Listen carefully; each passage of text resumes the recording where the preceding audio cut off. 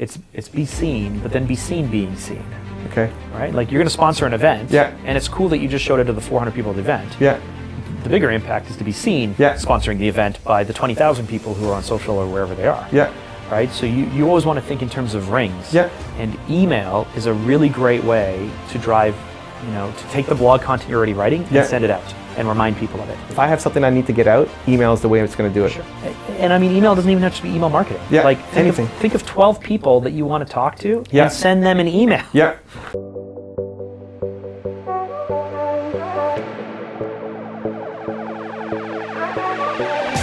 What's up, Believe Nation? Welcome back. This is a 10-part series where I'm talking to my friend Mark Drager on how to build $1 million plus marketing agency, extracting the nuggets from his head and serving them on a plate just to you. We are 7 in. This is our 8th video. So if you haven't seen the other videos, go back, watch them. Today we're talking about the 3 biggest mistakes that agencies make when they are marketing themselves. Number 1, what do we got? Number 1 is, and we all fall into this trap, you have to pay to play. Okay. Right? We tell it to clients, but sometimes we don't want to do it ourselves. So what does that mean, pay to play?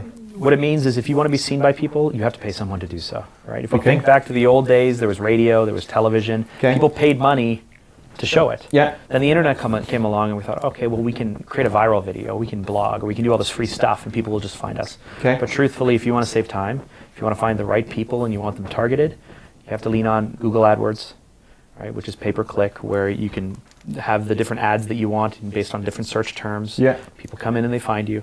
You can go to Facebook, right? We're creative people. We can design banners, we can design videos, we can boost posts. Yeah. We go to Facebook around who we want to target, what they're interested in, Yeah. and we drive traffic to the site. Yeah. We don't, at this point with our clients, I can't recall the last time we ran any kind of activity without the expectation that there would be some advertising budget. Got it. That people would put $1,000 a month, or $800 a month, or $5,000 a month, whatever it might be, that they would put money towards finding people who are looking for their service and dropping them there. Right. Is it the fastest way to grow right now? The fastest way to get awareness? Yeah. Fastest way. It always has been. Right, so we It's the most expensive way, but it's the fastest way. Well, it's expensive if you're not tracking anything. Okay. So I mean, that was going to be our third point. Yeah. But let's just move it up to number 2. Okay. Number 2. Right. You got to track. You have to track. Yeah. I mean, it's mind-boggling to me that people put money towards things without tracking. Yeah. And so, maybe like Google Analytics is pretty confusing. I find it confusing. Okay. I have someone who can help me. Yeah. But at the very least, you need to be able to track your goals. So set a goal. Do we want awareness? Yeah. Do we want people just to see it? Do we want conversion? Do we want people to actually click through and come through? Do we want a conversion on a sale? There's software for call tracking. So if you have a phone number, you can, we pay a service, I think it's $35 a month. It goes to all our numbers. So we know if this person came in through Google and called us, we can attribute that lead to that call. Right? There are all these different things available. They're not really that expensive. They're not really that complicated. But it's all with the intention of being able to get to a place where I can say, I spent $800 and I closed a $10,000 deal. Right? Or I spent $2,000 and I closed a $100,000 deal.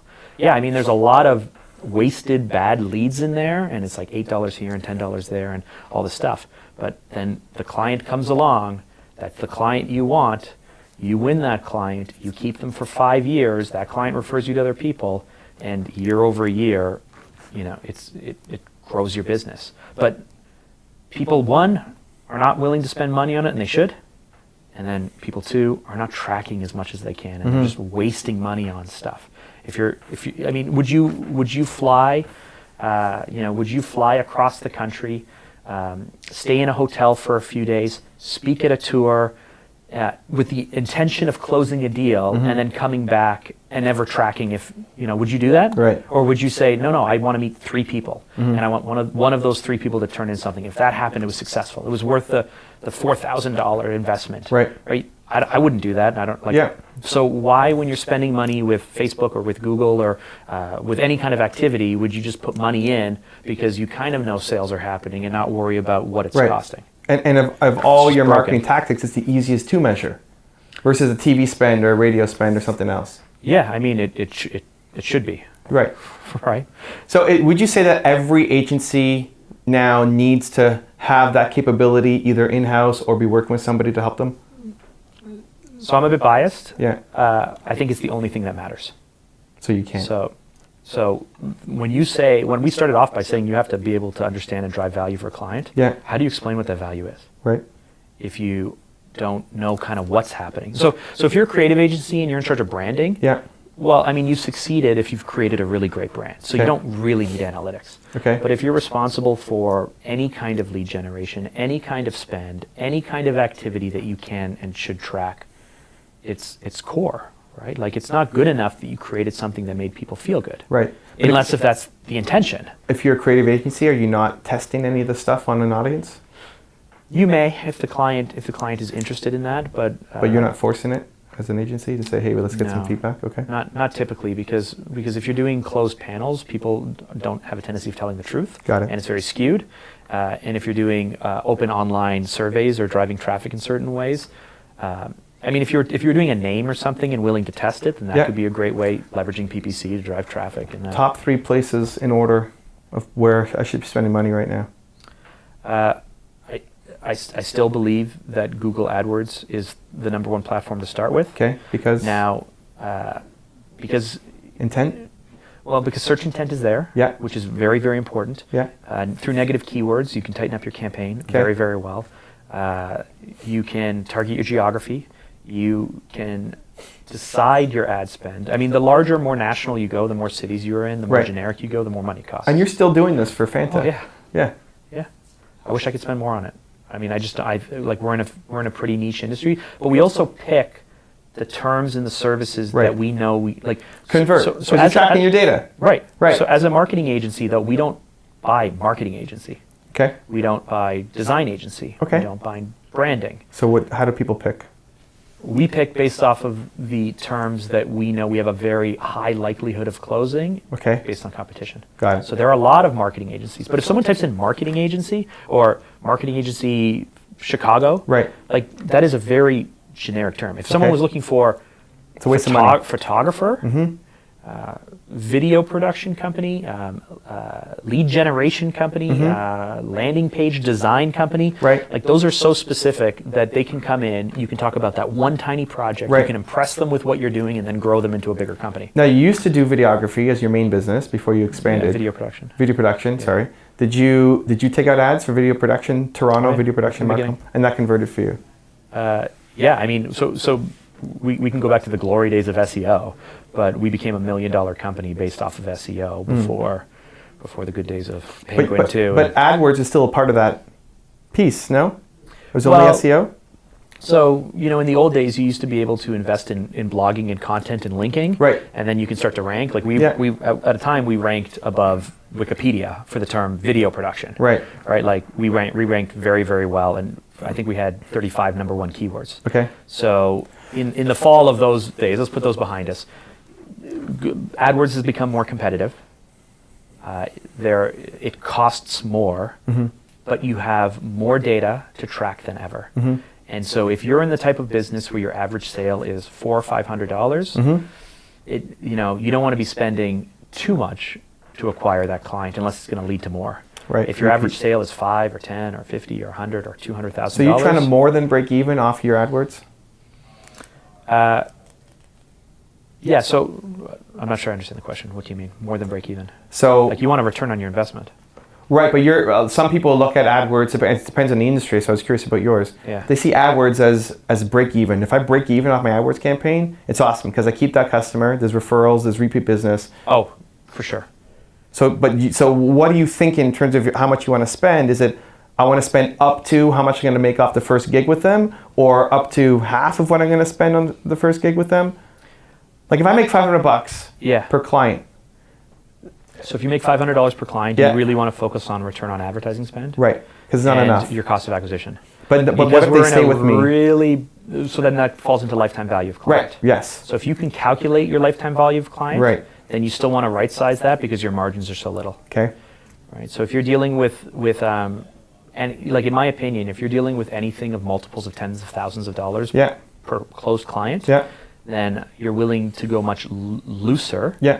on it, especially if there's recurring revenue tied to it, Yeah. or you have the chance to hold on to that client Got it. for a longer period of time. For me, I've hit the point in my business where I really don't care how much we spend. Okay. I outspend every single month. Okay. So Google But then why not is do showing Toronto us, media agency or marketing agency? because we're not, so there's a difference between being able to spend the money Yeah. and generate the person to the page, Right. and then being able to convert that person into an inbound sales They're just not converting. lead, right? You would spend more for the leads you're getting, but for I new would spend keywords more, and yeah. I would be competing against. We go back to competition, Mm-hmm. right? I'm not bumping up against certain people right now, right? I'm bringing people in through Right. the tactics that we are the very best at. Right. We are, if I was the very best designer, Yeah. but I could also do websites and other things, I wouldn't compete against website companies. Right. I would want people who love design to come in. Yeah. And then once we're having that conversation, I'd say we also do websites and all these other things. So that's the strategy we use. We bring people in the tactics that we are the very best at, where we are the most competitive at, that we are amazing at. Yeah. And then once we have that conversation, we've built the trust, we have the credibility, we talk about the other aspects of our business. and Everyone should be using Google AdWords? Every marketing agency?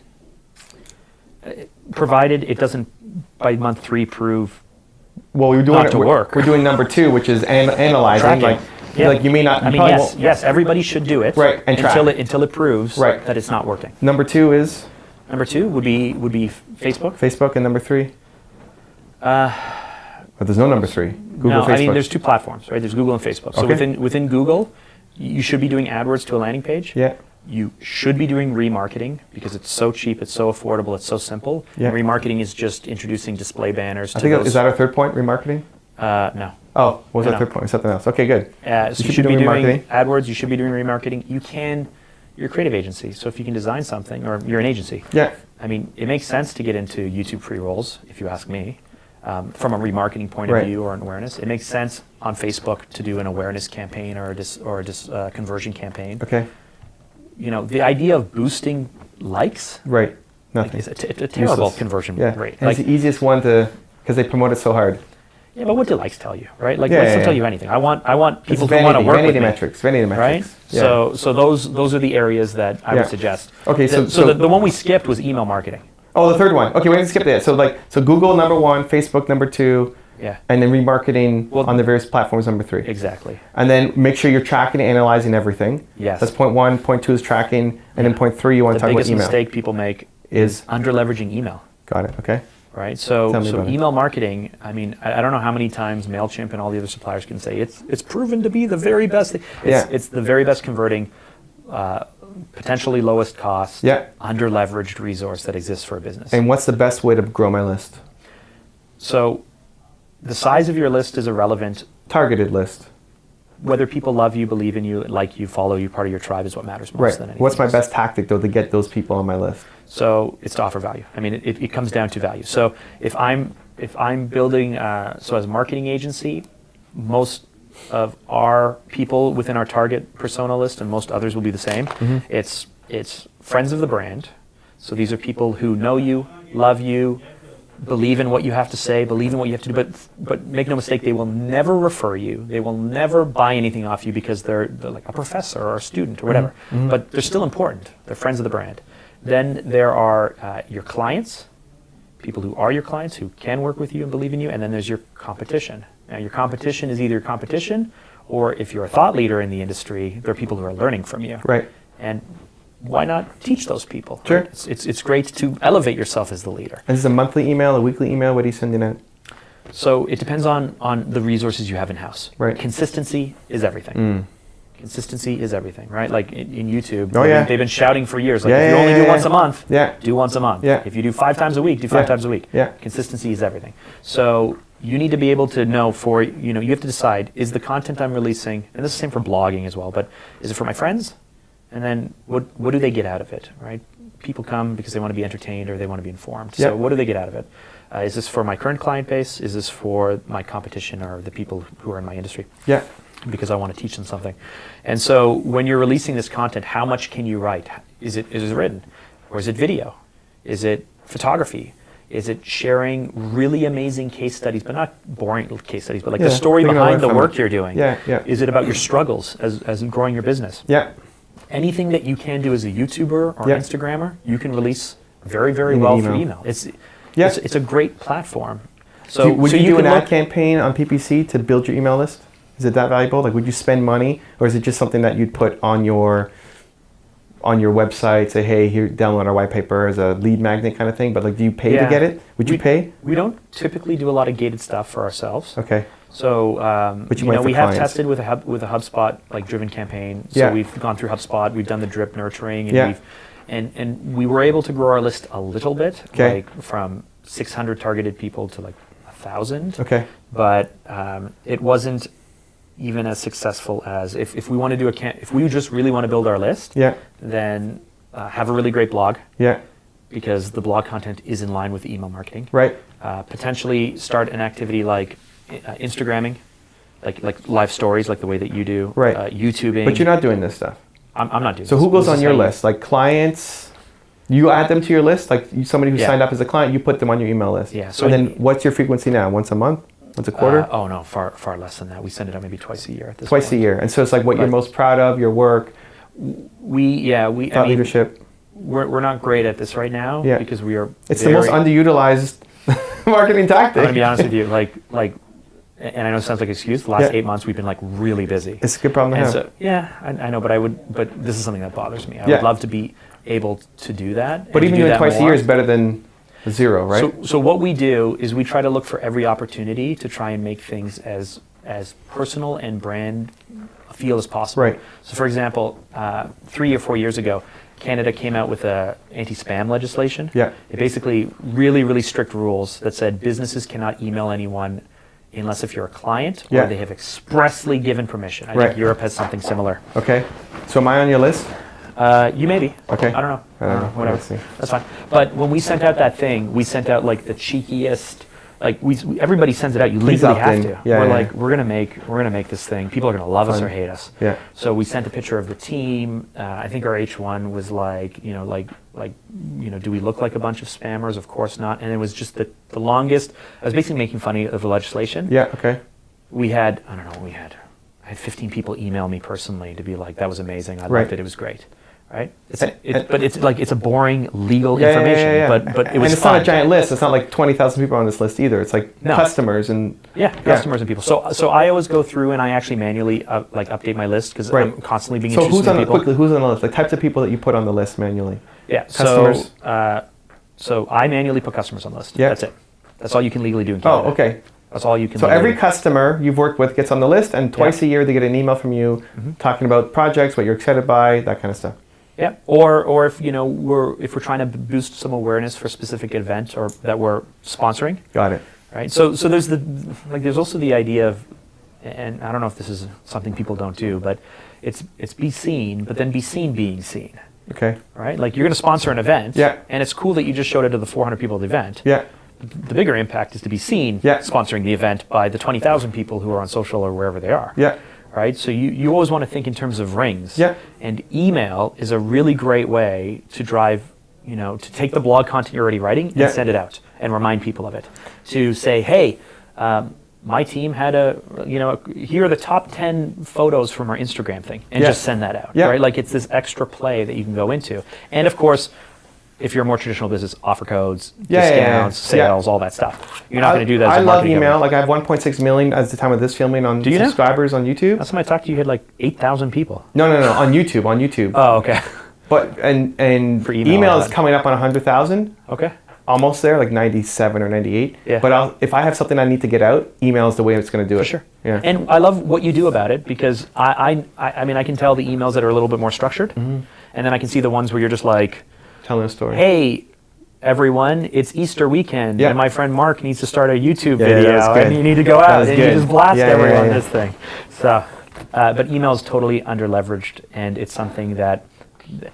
And I mean, email doesn't even have to be email marketing. Yeah, Like anything. think of 12 people that you want to talk to, Yeah. and send them an email. Yeah. Say like, hey, I was thinking of you. How's it going? Especially at the beginning too, right? To build Yeah. your brand. Yeah. Cool. Okay, so the 3 biggest mistakes: not doing enough on PPC, Yeah, not being willing to pay. Not being willing to pay, Yep. not tracking your data, not doing analytics, and not using email enough. I love it. This is a 10-part series, guys. In the next video, we're going to talk about how to scale the business. So it's not you doing everything yourself. Go click on the link next to us. We'll see you there.